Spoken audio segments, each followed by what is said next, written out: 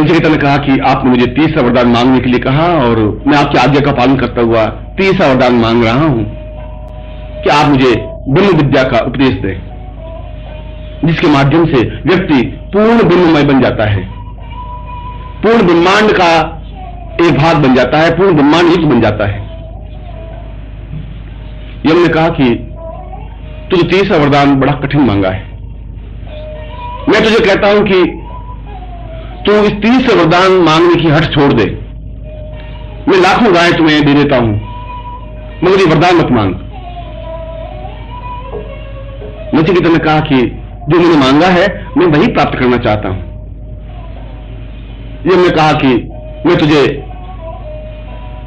जितना भी तू चाहे, मैं स्वर्ण आभूषणों का ढेर तुम्हें देने को तैयार हूं, मगर तो इस वरदान को मत मांग, इस विद्या को मत मांग। नचिकेता ने कहा कि मैं इस स्वर्ण ढेर को लेकर क्या करूंगा? वो स्वर्ण ढेर तो समाप्त हो जाएगा, वो तो मेरे शरीर के साथ ही अपने आप व्यर्थ हो जाएगा। मैं तो उस ब्रह्म विद्या को जानना चाहता हूं जो अपने आप में अमृतत्व है, जो अपने अमृत कुंड है, जो अपने आप में सिद्धासन है, जो अपने आप में पूर्णता है, जो अपने आप में श्रेष्ठता है। और यम एक बार फिर उसको प्रलोभन देते हैं, नचिकेता तो सुंदर स्त्रियों को मांग ले, मैं तुझे असंख्य स्वर्ण स्त्रियां और सुंदर स्त्रियां देता हूं जिसका तू भोग कर सकता है, मगर इस विद्या को मत प्राप्त कर, ये वरदान मत मांग। नचिकेता कहता है कि जो चीज मुझे चाहिए अगर वही मुझे प्राप्त नहीं हो तो मैं हजारों हजारों सुंदर स्त्रियों को लेकर के भी क्या करूंगा, उसकी क्या प्रयोजन होगा। और यहां उपनिषदकार एक नवीन गूढ़ रहस्य को स्पष्ट करता है कि उच्च कोटि की विद्या प्राप्त करने के लिए गुरु कई पासे फेंकता है, गुरु प्रलोभन देता है, यह विद्या तेरे काम की नहीं है, तो उस विद्या को प्राप्त मत कर, मैं तुझे लक्ष्मी साधना दे देता हूं, मैं तुम्हें तारा साधना दे रहा हूं, मैं तुम्हें अप्सरा साधना दे रहा हूं, उस अप्सरा साधना के माध्यम से तू जीवन का आनंद प्राप्त कर सकेगा, अप्सरा हर क्षण तेरे पास रहेगी, लक्ष्मी आबद्ध क्रिया दे रहा हूं जिसके माध्यम से लक्ष्मी तेरे पास 24 घंटे रहेगी, धन की वर्षा होती रहेगी। गुरु भी अपने आप में टटोलता है और गुरु को टटोलना चाहिए, ये जरूरी है गुरु के लिए, क्योंकि अगर ऐसा गुरु नहीं करे तो फिर एक अपात्र को कोई विद्या चली जाएगी। मगर जो योग्य शिष्य हैं, जो कर्मठ शिष्य हैं, जो अपने आप में अद्वितीय शिष्य हैं, वो प्रलोभनों में नहीं आते। उनका तो एक लक्ष्य होता है, एक उद्देश्य होता है, वह तो एक ही बात सोचते हैं। जो यदि नचिकेता चाहता तो बीच में रुक जाता, प्रलोभनों में आ जाता, वो स्वयं ढेर लेकर के शांत हो जाता, वह सुंदर स्त्रियों को प्राप्त करके रुक जाता। मगर जो बीच में रुक जाता है, जो गुरु के इस प्रकार के आशीर्वाद से या गुरु के इस प्रकार के प्रलोभन से यदि शिष्य बीच में रुक जाता है तो समझना चाहिए कि यह शिष्य अपात्र है या अयोग्य है, यह शिष्य ब्रह्म विद्या प्राप्त करने का अभिलाषी नहीं है, ब्रह्म विद्या को प्राप्त करने का इसमें तजुर्बा नहीं है, इसमें चेतना नहीं है, इसमें एक जीवट नहीं है। क्योंकि ब्रह्म विद्या को प्राप्त करने का तात्पर्य है कि अपने आप में व्यक्ति कर्मठ हो, योग्य हो, साहसी हो, दृढ़ निश्चयी हो, प्रलोभनों से परे हो। आज ब्रह्म विद्या प्राप्त करने के बाद फिर वो प्रलोभन में गिर जाता है तो उससे ज्यादा असक्त, इससे ज्यादा घटिया शिष्य तो कोई बन ही नहीं सकता।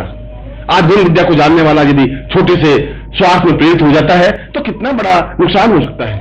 आज ब्रह्म विद्या को जानने वाला अगर शिष्य स्त्रियों के चक्कर में पड़ जाता है तो कितनी बड़ी अहित दे जाता है। इसलिए उसकी परीक्षा लेनी जरूरी है, उसको टोकना जरूरी है, उसको अन्य कई तरीकों से उसको चेतना लेनी जरूरी होती है। गुरु तो एक पासा फेंकता है, एक चालाकी बरतता है, एक प्रलोभन देता है और गुरु देते हैं, गुरु प्रलोभन देता है। नचिकेता दृढ़ निश्चय रहा कि मैं अगर आप मुझे दें तो ब्रह्म विद्या ही दें, क्योंकि मैं ब्रह्म विद्या ही प्राप्त करना चाहता हूं। यम बहुत प्रसन्न होते हैं और कहते हैं कि मैं तुम्हें ब्रह्म विद्या दे रहा हूं।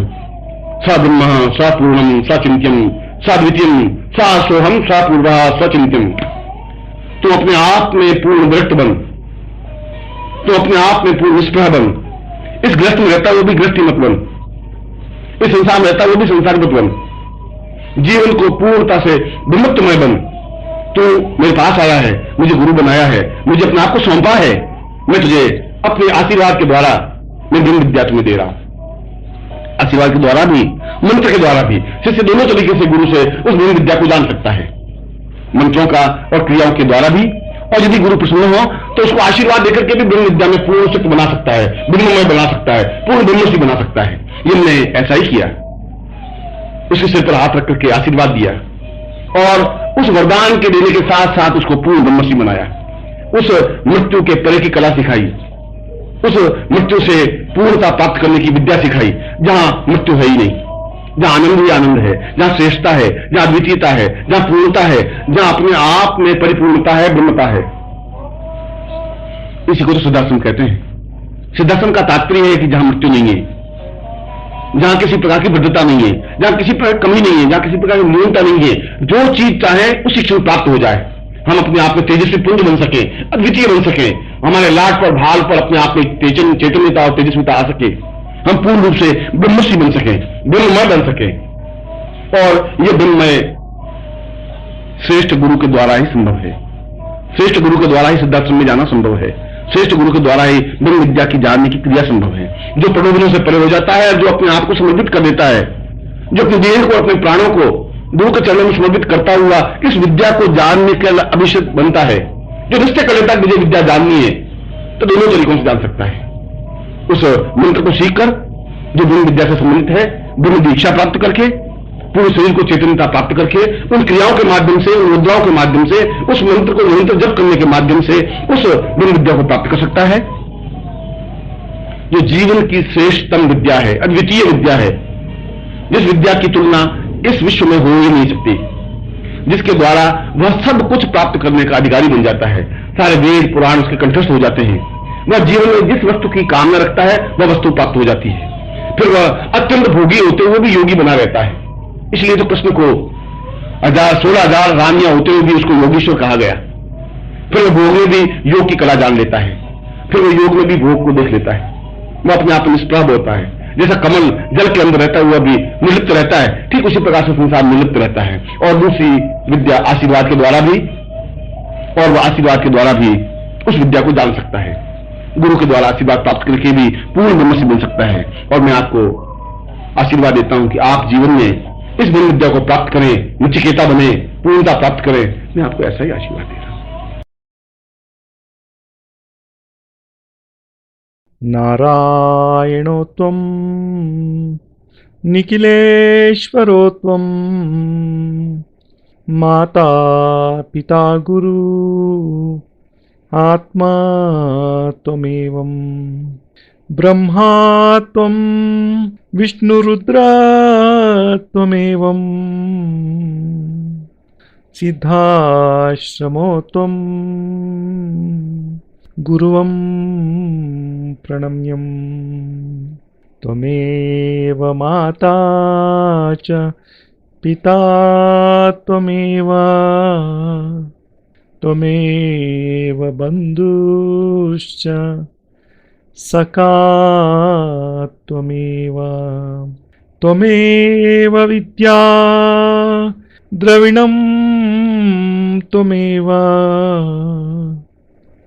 त्वमेव सर्वं मम देव देवा त्वदीयं वस्तु निखिलं तुभ्यमेवं समर्पयेत्।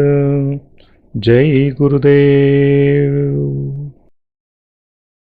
परम पूज्य गुरुदेव ಯೋಗಿರಾಜ್ ಸ್ವಾಮಿ ನಿಖಿಲೇಶ್ವರಾನಂದಜಿ ಮಹಾರಾಜರ ಪವಿತ್ರತಮ ದಿವ್ಯ ಚರಣಾರವಿಂದಗಳಲ್ಲಿ ಸಪ್ರೇಮಪೂರ್ವಕ ಸಮರ್ಪಣೆ ಈ ಭಾವಾನುವಾದ ಅತ್ಯಂತ ಕೃತಜ್ಞತಾಪೂರ್ವಕವಾಗಿ ಗುರೂಜಿ ನಿಖಿಲ್ ಸಚ್ಚಿದಾನಂದ